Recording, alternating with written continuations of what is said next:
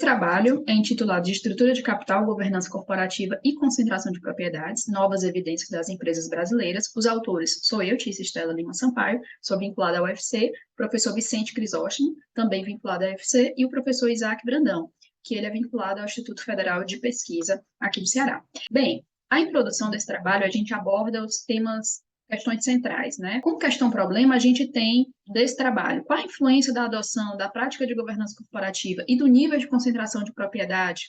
sobre a estrutura de capital das empresas brasileiras. O objetivo geral é, portanto, investigar a influência da adoção de práticas de governança corporativa e do nível de concentração de propriedade sobre a estrutura de capital das empresas brasileiras. A justificativa para esse trabalho, apesar de já existirem trabalhos que tratam sobre a governança corporativa e o endividamento, é porque a gente está acrescentando um fator muito importante e pouco trabalhado pela literatura, que é a concentração de propriedade, juntamente com governança corporativa, influenciando, checando se isso influencia o endividamento das empresas, trazendo isso conjuntamente, ou seja, um olhar multifocal em vez de em estudos separados. No referencial teórico, a gente aborda as questões sobre a estrutura de capital, tratando aí sobre a teoria trade-off, né, onde existe uma questão de compensação, né, sobre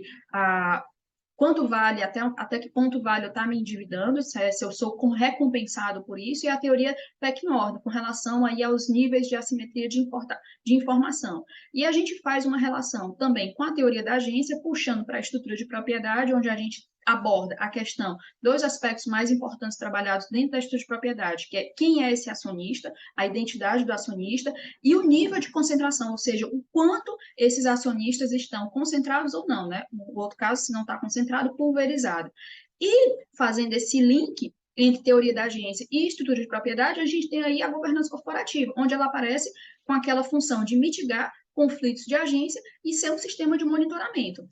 Na governança corporativa, a gente tem que aspectos característicos é fornecer credibilidade, status de garantia, o alinhamento de interesses, a clara definição dos papéis sobre os diversos atores que atuam na corporação, gestão, os acionistas, os stakeholders e as demais pessoas que estão ali se relacionando dentro daquele nexo de contratos que é a empresa, e também provendo redução da assimetria de formação. Todo esse conjunto de características para as empresas que fazem maior adoção de práticas de governança corporativa, do sistema de governança corporativa, podem repercutir como qual efeito? Facilitar o acesso ao financiamento. Diante desse aspecto, desse levantamento desse referencial, a gente fez a primeira hipótese de pesquisa, que é o quê? A adoção de práticas de governança corporativa favorece o endividamento da empresa. Na nossa segunda parte do referencial teórico, a gente aborda principalmente a questão da estrutura de propriedade, focando na concentração de propriedade, onde a gente fala da identidade e aqui o nosso foco, o nível de concentração. E esse nível de concentração, principalmente, ele pode gerar alguns efeitos. E esses efeitos são quais? A expropriação do acionista majoritário, quando concentrado, da expropriação da riqueza dos acionistas minoritários, o efeito da substituição, onde a gente tem o acionista majoritário ele atuando em substituição às funções do conselho de administração, o efeito de alinhamento, onde existe exatamente uma convergência de interesses, né, entre os diversos atores e principalmente entre o acionista concentrado ali com a gestão e o conselho de administração, e a gente tem também o efeito de trincheiramento, que é quando o acionista está concentrado, né, e ele fica numa posição de poder exatamente naquela ideia de trincheira, ou seja, protegido, embarreirado por sua posição favorável de poder e de maior detenção de votos e de controle da empresa. E, principalmente, focando nessa possibilidade da existência de uma relação quadrática, onde a gente tem uma alternância desses efeitos, que é exatamente o que a gente quer observar, se existe uma alternância de efeitos à medida que essa concentração de propriedade se eleva, a gente fez a hipótese 2 desse nosso trabalho, que é a concentração de propriedade na empresa brasileira tem uma relação quadrática, em formato de U invertido com o endividamento. A nossa metodologia, a gente usou o método FGLS, então, a amostra é composta de 148 empresas, que representa 31% ali da população da B3, referente às empresas listadas até fevereiro de 2022, e o nosso critério é um critério bem relevante, porque a gente usou como base o corte à liquidez das ações das empresas em todos os anos do período. E o período que a gente analisou foi de 2010 a 2019, ou seja, 10 anos.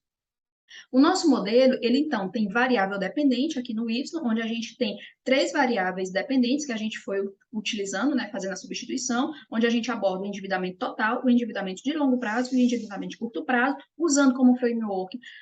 a metodologia empregada por Pinheiro et al. Em 2017, nesse trabalho. A gente tem também o índice de governança corporativa, que é um índice bem robusto, composto de 28 práticas de governança corporativa em 7 dimensões, que é um framework de Brandão e Crisóstomo, de 2015, e a gente tem duas variáveis para o nível de concentração de propriedade. A gente tem uma variável para capturar o efeito linear, e outra, a gente tem uma variável quadrática, ou seja, elevada ao quadrado, para a gente ver exatamente se tem uma alteração dessa relação. Nos resultados, a gente tem aqui que, diferente do que a gente previa, a gente vai refutar a hipótese de pesquisa 1, porque a gente encontrou que, na realidade, a governança corporativa, ela, em vez de influenciar positivamente o endividamento, ela influencia negativamente, ou seja, ela reduz o endividamento. E como sugestão para esse resultado, a gente botou o quê? Que é um efeito disciplinador da governança corporativa sobre a gestão,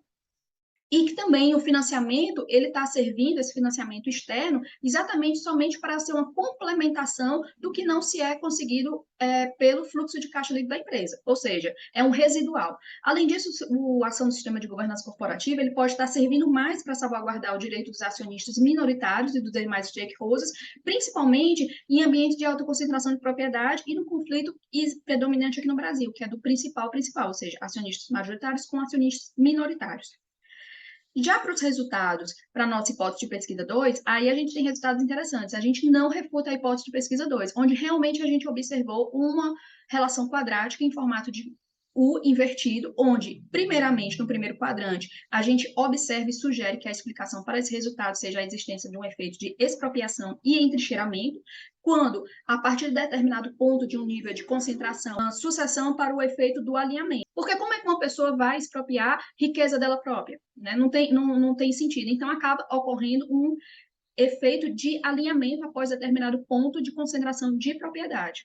Como conclusões, a gente tem que esse trabalho realmente ele alcançou, ele respondeu à questão problema, assim como alcançou o objetivo proposto. A gente teve um resultado interessante que